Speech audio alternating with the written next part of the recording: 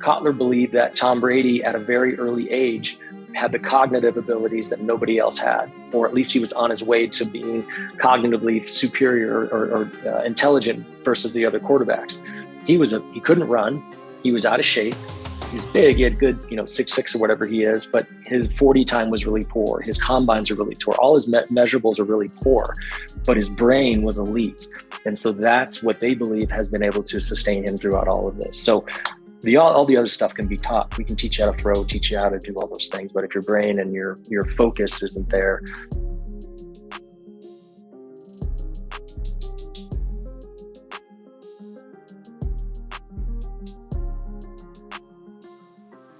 Welcome to the Awakening series. My name is Kimberly Archuleta. Today we have an honored guest. His name is Jason Nygren.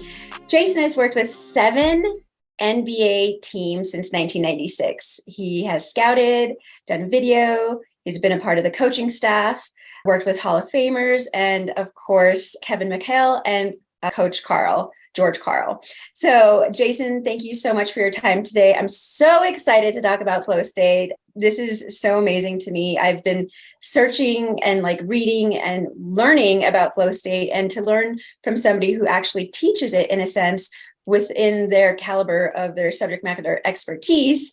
I mean, this is just such an honor. So thank you so much for your time today. I love it. The introduction, the energy, I love to match, and you have brought it right now in these first few moments. So I'm trying to match the energy, and I will get there, I promise. So this is awesome for me too. Just being able to talk about kind of how I've learned to teach and coach in my own personal ways, with teaching my son, the teams I used to work for, the high school teams, understanding flow states that I got introduced a few years back has just been an eye-opening experience, and being able to do it with Coach Karl as well, and now share it with you. I'm super excited to do this. So thank you very much for having me. Definitely honored. So thank you. No, thank you. I'm so excited about this subject. It's one of my favorites. I would love for you, if you don't mind, telling us a little bit about your journey, and then we'll get right into the meat of a flow state. Yeah. So I, as a young one, found basketball in middle school, I guess, and was not very good. Growing up, I had some personal challenges that kind of put me into a space of lack of confidence and lack of direction. Found basketball in high school from a guy. My high school coach kind of gave me the keys to the team as a young kid, and I just took off. And without him giving me that autonomy to drive the bus in basketball and to be kind of his guy for a couple of years, I don't know where I'd be. So fell in love with basketball early on. Didn't even know I wanted to be in basketball or work in it. Didn't know how to do it. Had no idea what the pathway might be, but ended up finding a way to get into the NBA at a young age of 23. There's an entire separate story on how that actually happened, and that's too long to describe, but so many things had to fall into place for that to happen. And so I became a basketball coach, or worked for a basketball coaching staff in 1996 to 99, a bunch of high schools from 99 to 2010, and then 2011 to 13 with the Nuggets. And then since 2013 to now, I've been a scout for a number of different teams, 5 other teams. So people ask me, what do you do, or what's your thing? And I truly am a basketball coach, even though that's not exactly how I make my living now. But when all my thoughts and my energy go directly to basketball every day. So that's my short story. Yeah, thank you for that. I'm sure that story is so amazing and so long, but the fact that you were able to become, a coach at such a young age, and like you said, everything falling into place.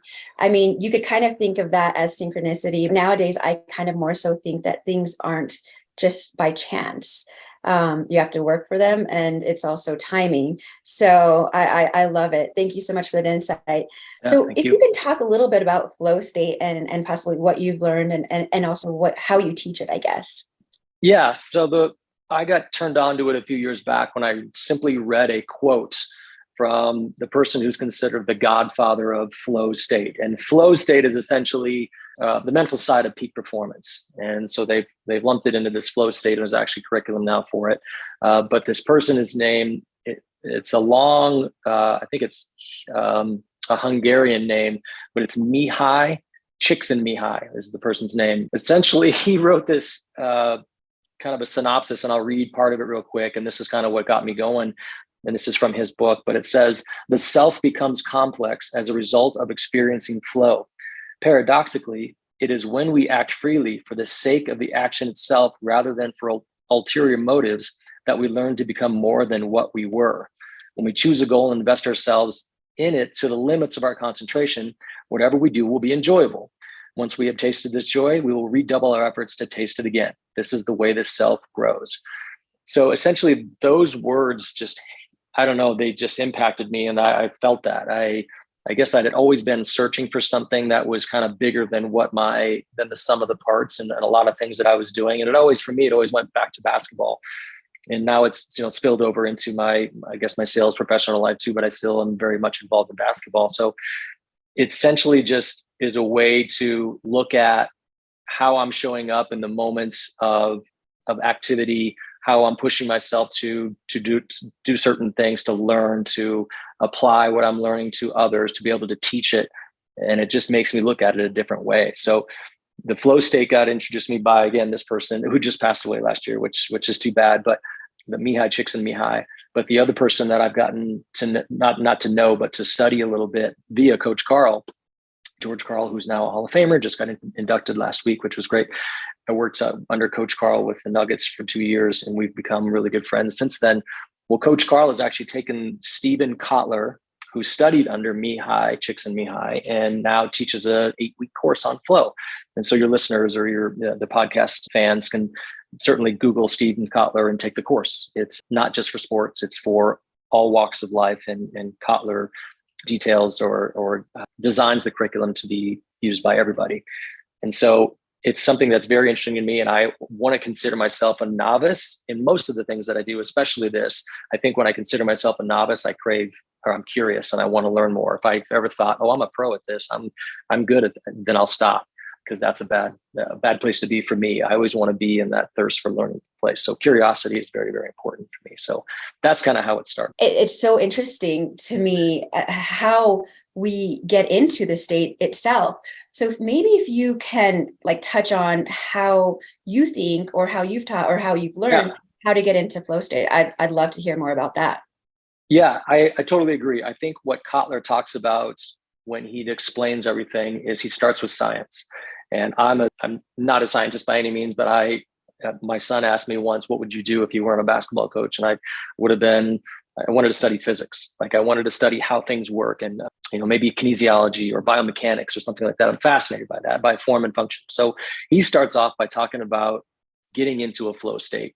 How do you get there? Literally like neurons firing and dopamine being created through certain activities that can get you into a flow state. And one of the things he talked about was you cannot begin to even attempt flow state without understanding your locus of control. I'm not sure if you remember him talking about this, but locus of control, it's either external or it's internal, right? Internal is, it's up to me. I can do it. I can affect it. Anything that happens in the world is I have impact on that. I have agency in that. External is, everybody's against me. I can't do that. I have no control over that. That's out of my hands, that kind of thing. Peak performance, even considering peak performance, if that's the case, is impossible. So first of all, starting with hopefully an intrinsic mindset or an internal locus of control mindset. So starting there, and they even talk about NBA teams or teams that go to draft a player, or if you're going to recruit a player, and if you can somehow come through a line of questioning to find out what their locus of control is, and if it's internal, then you can teach them skill. But if it's external, you cannot, that's not going to work out well. I'd be hard pressed to find any successful athletes or anybody that has an external locus of control. The other thing that he talks about, and these are all technicalities just before you even get started, is motivation. And one thing he talks about from professionals, and maybe this is all walks of life, is it sounds counterintuitive or counterproductive to me at first when I was like, oh, that doesn't sound right. But he said money is a motivator, and it needs to be a motivator. And he doesn't mean wealth, but he means enough money so that you can remove anxiety for the basics and just beyond your means, right? So make enough that you cover your basics and you can have a little bit of disposable income, which reduces anxiety. If anxiety comes into play, you're not going to be able to get into peak performance or flow. And so having those things addressed, and that's just the start. That's just getting going. Where I have taken it and tried to apply it is with basketball, with teaching kids, teaching players, their individual skill, and also from a team standpoint of how to, just like with that quote that I read from Mihaly, where when you do it for the sort of the spirit of the game, as opposed to I'm going to get 20 points, I'm going to get 10 rebounds, all these measurables. When you do it for the greater good, when, like Coach Carl used to talk about, the ball will find smart play. It's a we game, not a me game. And if you focus on the we part of it and not even focus on the win, like it's not about, some coaches are going to say, winning is the most important thing. And winning is absolutely important to keep a job as a coach or to keep a job as a professional. But if that's where you start, if your why, and people always talk about the whys, and that's now become cliche, but if your why is just winning, you're missing it. I think your focus should be, or I believe, and to get into flow, the focus should be in terms of basketball. What I know is do the right thing, make the right play, make the right pass, make the right shot, take the right shot. And all that comes through all of those scientific part or the skill set development to get you into flow. If you don't know the skill set of what you're trying to accomplish, again, that's a bad start anyway. We're talking about things that you are working on, but I was thinking about this as like a young sales professional, for example. Some people may come out of college and they get their first job and they're 22 or 23 years old. They just want to survive. They're not in a place to where they can develop a skill set that challenges them to become bigger than what they're doing. They're just trying to do that one thing right in front of them. And that's not a fault. You look at athletes that succeed early on. And then one of the things that Stephen Kotler touched on when he did a podcast with Coach Carl last year is he talked about Tom Brady. Tom Brady's, what is he, 78 years old? That's a joke, but he's, a high 40s functioning athlete. And Kotler believed that Tom Brady at a very early age had the cognitive abilities that nobody else had, or at least he was on his way to being cognitively superior or intelligent versus the other quarterbacks. He couldn't run. He was out of shape. He's big. He had good, 6'6" or whatever he is, but his 40 time was really poor. His combines are really poor. All his measurables are really poor, but his brain was elite. And so that's what they believe has been able to sustain him throughout all of this. So all the other stuff can be taught. We can teach you how to throw, teach you how to do all those things. But if your brain and your focus isn't there, again, I believe Tom Brady loves football, and he finds joy from it. So it allows him to put more into it.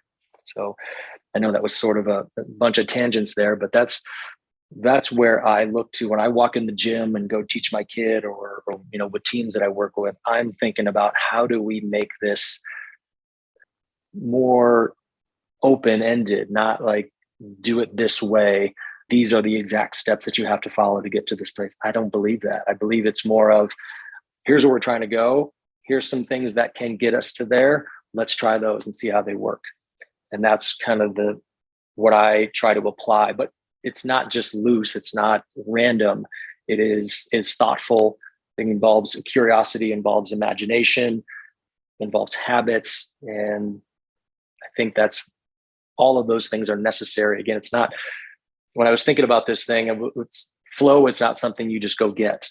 It's developed and it's always molded, and it's always something that I'm trying to chase down. And it's definitely in basketball and then the other parts of my life as well. But certainly it starts with me in basketball and then spills over the rest of my life. So absolutely. I loved our earlier conversation as well, talking about flow state. You mentioned about the optimal flow state, getting into that moment, because there's a certain time frame in which most people have this ideal, I guess, status of being within our body, within our mind, within, everything in regards to, everything's good. We just mentioned all that, the scientific portion of it, but now getting into flow state and keeping that flow state. Can you talk about the timing and what's best to even get there, say, for example, for a real life game rather than just, practice? Right. So the Kotler talks about even REM sleep. REM sleep is about 90 minutes. And he's even gone so far as to say, when you learn something super complicated or elaborate, whatever it might be, take a nap, literally rest. And it helps to connect the neurons, right? It helps to connect the pathways of what you just learned. So we know it's about a 90-minute window. Kotler talks about flow being, it's hard to achieve, takes about 30 minutes to get to it. And he's studied this, and this is all, some of the data that he has, and some certainly can get there sooner, but there literally has to be a physical portion of it to get to that section. And it takes like that 20 to 30 minutes. So Kotler even talked about in the podcast with Coach Carl about working with football teams. And you and I talked about this earlier, but football teams, when they warm up, they just jog, and they're just jogging, and it's flat, and it's just to warm the body up, but it doesn't create dopamine. It doesn't make the brain fire. It doesn't make the brain active. It doesn't turn the brain on. What they suggested was instead of just jogging on the track or flat or whatever, is get off road and let's trail run. Now you have all these variabilities. You have elevation, you have rocks, you have turns, you have all these things, the conditions, the dirt, the temperature, whatever it might be, changes how you warm up. And they found that first of all, the injury rate went down. And then second of all, they got into flow state faster, in about 10 minutes faster. So in a game, if you think about it, the NBA game is 48 minutes long. And the person who plays the most minutes probably plays around high 30s in those minutes because of rest. So if 35 minutes is your time on the court and it takes you 20 to get into it, well, you're only in flow for 10 minutes or less. And so anything you can do to shorten that flow arrival window must be beneficial, has to be beneficial. They've shown that it works. I think about a guy like Steph Curry, and everybody knows who Steph Curry is. And I've listened to his trainer and how they teach, how they warm up and how they do things. And this completely changed how I walk into the gym, even with anybody that I work with, especially my son, who gets, sadly, I have to apologize to my kid because he gets all of this. And sometimes he's like, Dad, come on. But when we show up, we create variables immediately. We make them dribble 2 basketballs. We make them do weird stuff. We make them get on one leg or the other leg. And I create as much variability as possible. And I'm simply trying to turn his brain on. I'm simply trying to create his brain to learn. We're going to also develop some skill, some ball handling skill or whatever it might be. That's the worst outcome, is we develop more skill. The best part is his brain turns on and now he's ready. And that bleeds into our workout and how we actually go through the entire workout.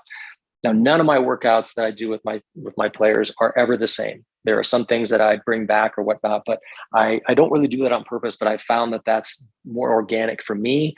It allows me to teach in a way that's in the moment. It allows me to read what's happening and then adjust or make a change in what's going on.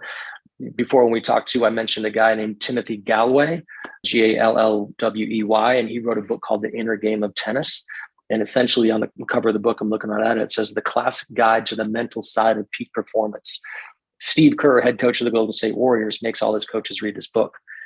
And what I've found from this book, and it changed how I teach, especially the concept of habits, but being able to, in the book, it's all a tennis coach from a perspective of a tennis instructor.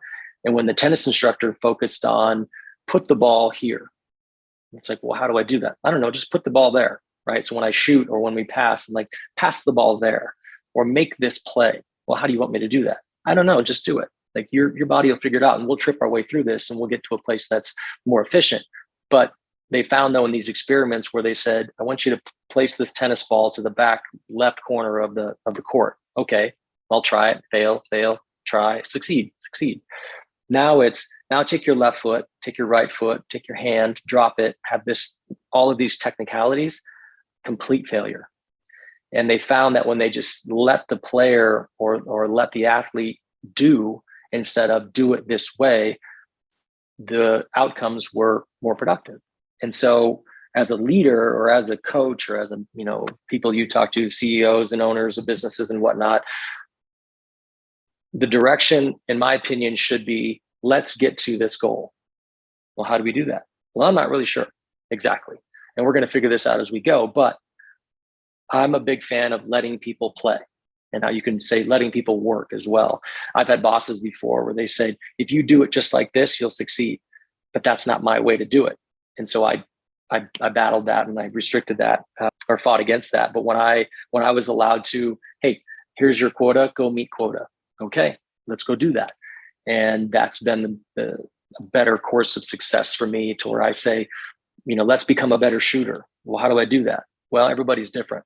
It's like I always tell my athletes or anybody, if you can do it once perfectly, you mapped it, and you can just repeat that feeling.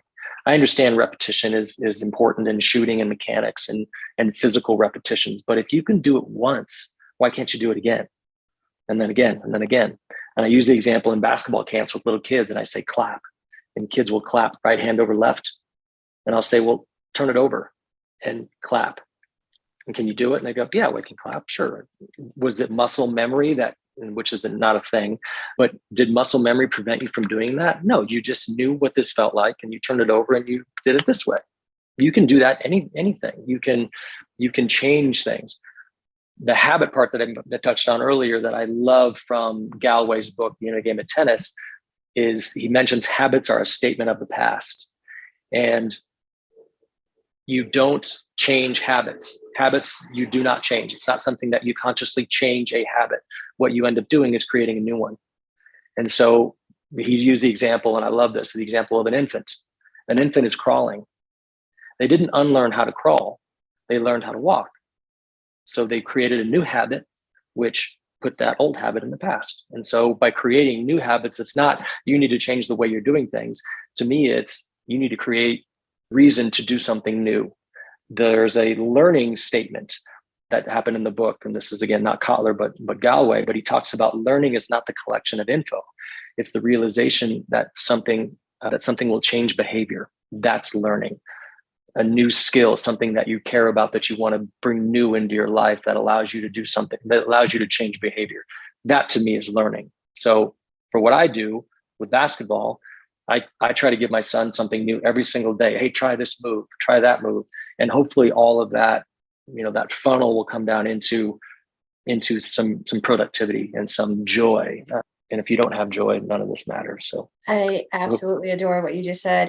In sales and everything we do, this can really, this is a game changer. This is amazing. Yeah. I think from maybe your audience, if they're CEOs or business leaders or whatever they are, I think about our CEO with our company.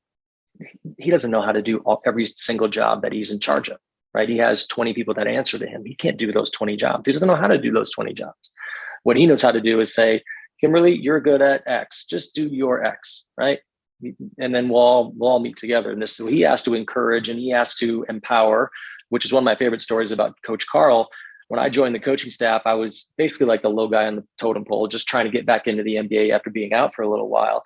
But we would sit in these rooms and these meetings. And I thought at one point, I'm like, he brought me here for a reason. He for whatever reason, he thinks I'm capable of doing this. If I don't say anything, I'm worthless. I'm replaceable. So I knew that I had to say something. Now, of course, I would kind of tread lightly and answer or ask it in the form of a question as to not make a statement. But I would always have input. I knew that if I don't have input, I'm replaceable. I'm here for my skills. So same thing with the CEO or whoever it might be. I need you to give me what you've got. I've hired you to do this job and I believe in you. So I'm gonna get out of your way and allow you to perform. And what Coach did for us from a coaching staff standpoint, even from a player standpoint, it's one of the things that's talked about under Kotler's teachings is skill development and trying to do skills that are just a bit beyond your level. So it's a challenging activity that's just something you maybe that just exceeds your skill set. And what that allows you to do is you get immediate feedback and you get the opportunity to develop something and create that new habit that we talked about that you now can use to get better. And so having Coach do that for me a long time ago was great, just from a coaching standpoint of like, I am smart enough to make a statement on this or to make an impact on what we're trying to accomplish. And I'm supposed to, I'm here for that. I'm not here just to be a part of it. And seeking that out has been the development. That's the new habit that I developed under that, not knowing anything about flow before this now. So it's just helped, again, create good habits, learn new things, and hopefully become a better whatever I'm trying to accomplish to be. So that's so cool. And I love that Coach Carl was able to get to that training and also train the trainer. Yeah. Literally. I guess my next question would be, and I know we're wrapping up here, but Mhm. I have two questions. So the last question would be about being in flow state, like literally being in flow state. Maybe can you give me like an idea of yourself being in flow state, and then also seeing, say, for example, your son or another player in that flow state, and just knowing with all your heart that you're in flow state or they're in flow state, what that's Yeah, like. I think it's one of those things you can see when it happens. And essentially what ends up happening is there's very little thought about what is going to happen. The Kotler talks about getting quiet. And after 20 minutes ish that we talked about of the warm up of the doing, the mind just goes quiet. And I was thinking about this the other day in anticipation of this. And have you ever driven home and you forgot where I drove? How many lights did I see? How many cars did I? None of that. None of that's happened, but you took care of it. You were driving safe, but you just made it home. And that to me is sort of a tiny sample of flow state, to where your brain or your mind gets quiet and you just do, to where I don't have to instruct the entire way through you driving home. You just do it. I don't just have to instruct my son through a workout of shooting. He just does it. So you can see it when I give fewer directions, but the outcome is better. And I don't know how that maybe would equate to the work, but getting out of the way of having so many things, instead of like, here's your long list of things I need you to accomplish this quarter as a sales professional. Maybe it's more of, let's just get to here and let's mine these 2 or 3 things and go. Less is more kind of thing. It's one of my good buddies who's an elite basketball player. We always make the joke. He always says, do less, better. Right. And I love that. And that's his. I'll get Matt Bolden is his name. I'll give him credit for that, of course, because he would kill me if he heard this and I didn't give him credit for it. But it's do less, better. And so what I try to do in basketball is I give my players options, but I give them fewer options.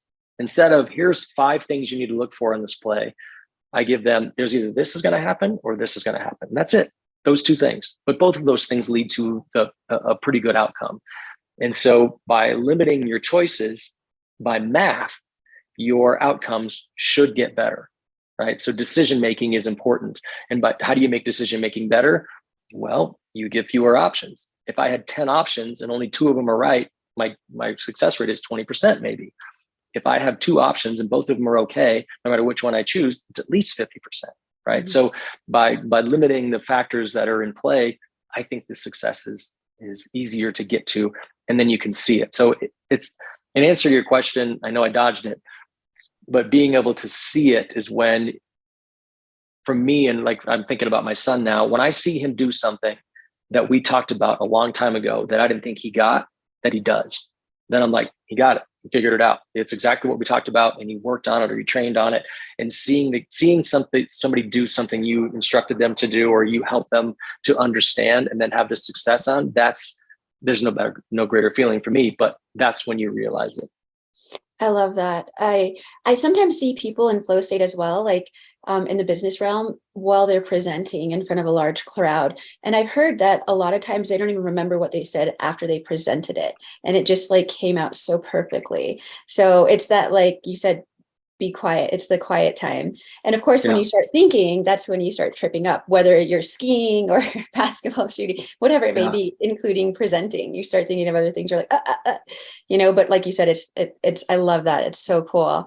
I'd like to give you the floor. Is there anything else you'd like to talk about in regards to flow? Not necessarily. There's so many things, as far as I wrote down all these notes prior to this meeting, of course, and there's all these side notes that I took from Kotler and from Mihaly and then also from Galway. I think the seeking out of it is the important part for your listeners. Are like, what do I do? How do I do it? What's next? I think just the curiosity for knowledge is, no matter if you talk about flow or want to get into flow, understanding what it is and how to work. But I think just the wanting to, right? So the first step, right, is always, am I ready for it? Am I intrusive? Am I external? Is my locus of control? Is it for me, or is it, things to realize, am I ready for this? And then what is it you want to accomplish? And having clear goals is part of flow as well. You can't just have arbitrary goals. You have to have, again, skills that are challenges that are outside your skill set with clear goals. And if you don't have those, that's going to be difficult to get there as well. I just think it's, for me, whatever it is, whoever you want to try to read about and learn about, if you're not curious, I think you're stuck. I feel bad for the person that isn't curious and doesn't want more. There are certainly rabbit holes we can go down into all these different things, but different people to talk about. But I think it's just the want to begin with. And if that doesn't occur, then I think we're in trouble. But I think I have optimism for people, I guess, is my last point that I would say. Is I've never met anybody that's like, no, I'm good. I'm just going to stay right here in this mediocre spot. And maybe they're miserable in their job, and maybe they're just trying to get out of it. But I always have felt gratitude towards knowing exactly what it is that I love to do, which is coach basketball and be in basketball. I've known that from a very young age. And I think the tough part for people that maybe don't have that one thing that they can lean on, I always use when I talk to people, I'm like, what'd you want to be when you grew up? Like, and some people are like, well, I'm not sure yet. And I knew that as a young age, and I know what I want to be when I grow up still. So I think for me, that's what I needed. And that helps me seek out the curiosity for things like this and these things that can stimulate my brain. I love that. I love that. That's perfect. One last question about flow state. What type of advice would you give your younger self in regards to flow state? Yeah. So the situation I always think of is, and the thing that I would tell myself is to go. And I say that metaphorically, just attack what it was. I had an opportunity early on, before I got my job with the Minnesota Timberwolves, was my first coaching job in 1996. But I had an opportunity to go work for another team as an intern, but it was really far away. And I would come from a small town in Nebraska, I'd never been on an airplane, and they wanted me to go to Miami. Well, again, Miami, I'm sure Miami's beautiful, right? But I had never been there, didn't know how to do it. It felt overwhelming, and I didn't have the ability to accept that challenge. And I would have told myself just to jump, to go. Now, it worked out because I got another opportunity and I took that one. So part of me says, I'm here on this journey, and I'm not trying to have regrets of whatever, but I would say, and I have done this in the past, where the second time I got a chance to work in the NBA, it was a risk. It was kind of a shot in the dark to try to do it again. And I had no fear to ask. So I guess I undid what I did years ago when I started, but I would say the fear of the outcome was what prevented me from doing it. So that's the opposite of flow. Like, I don't care about the outcome when we're trying to play in flow. The outcome will happen. But what's important are the inputs, right? The how we do it. That, Coach Carl, and I'll wrap up with this, but one of my favorite things that Coach Carl always used to say to us is, it's not how well we play that determines our outcome. It's how we play that determines our outcome. Are we doing the right things? Are we playing with toughness? Are we playing with effort and energy? Not like how well we play might be, well, how many shots did we make? Well, that might be random. You might miss all the shots, but play well. Or, your how you played was really well. You might make all your shots, but the how you played was really poor. So those don't equate. But the how we play, effort, energy, focus, all of those things determine our long-term success and our outcome. And we ended up having the most successful season in Nugget history. Wow. And it still hasn't been, that record still stands. So that 2012-13 team, we had the best record in Nugget history. So I guess I remember that. Very exciting and very cool. It was fun.